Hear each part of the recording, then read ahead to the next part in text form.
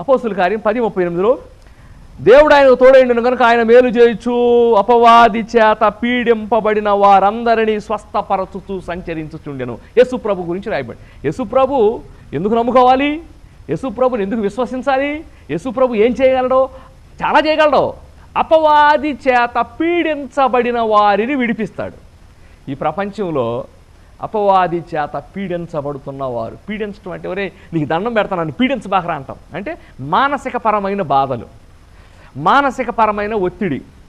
చాలాసార్లు మనకు మానసికపరమైన ఒత్తిడి, బాధ ఇవన్నీ అపవాది కలుగు చేస్తాడు అనే విషయం చాలామందికి తెలియదు. ఎందుకు ఇవన్నీ జరుగుతున్నాయి? ఎందుకు ఇలా జరుగుతుంది? నాకు ఎందుకు ఇవన్నీ పాడైపోతుంది? ఎందుకు ఇట్లా జరుగుతుంది?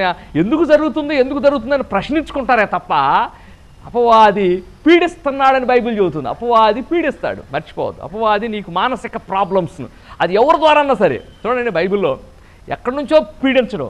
ఆదావుని పక్కనే ఉన్న అవ్వ ద్వారా శోధించాడు, దావీదుని పక్కనే ఉన్న కొడుకు ద్వారా శోధించాడు. చూసారా? కొడుకు ద్వారానో, కూతురు ద్వారానో, భార్య ద్వారానో, భర్త ద్వారానో, ఎవరో ఒకళ్ళ ద్వారానో, మన ఎదుట ఉన్న వాళ్ళ ద్వారానో, మనం ఎవరితో బాగుంటాం వాళ్ళ ద్వారానో వస్తూ ఉంటాడు సైతాను. ఇష్టానుసారంగా వాళ్ళు కేకలేస్తూ ఉంటారు. సో అట్లా కేకలేస్తూ ఉంటారు. వీళ్ళు ఎందుకు ఇట్లా కేకలేస్తున్నారో అర్థం కాదు. కారణం ఏంటంటే అపవాది పీడిస్తాడు. కాబట్టి మీ మెంబర్స్ కావచ్చు, ఆఫీసులో ఉండేవాళ్ళు కావచ్చు, కలిసి పనిచేసేవాళ్ళు కావచ్చు, ఒక మాట అండి, ప్రార్థనా జీవితం కాపాడుకున్నాం అనుకో, మనం వాళ్ళు ఎంత అరిసినా, ఎంత పెద్దగా మనల్ని డిస్టర్బ్ చేసినా, ఎంత ఆటంకాలు ఎదురైనా మన ప్రార్థనా జీవితం కాపాడుకోవటం ద్వారా దేవుని శక్తి ద్వారా వాటిని మనం ఓర్చుకోగలం, వాటిని మనం బాధించగలం, బాధించకుండా ఓర్చుకోగలం.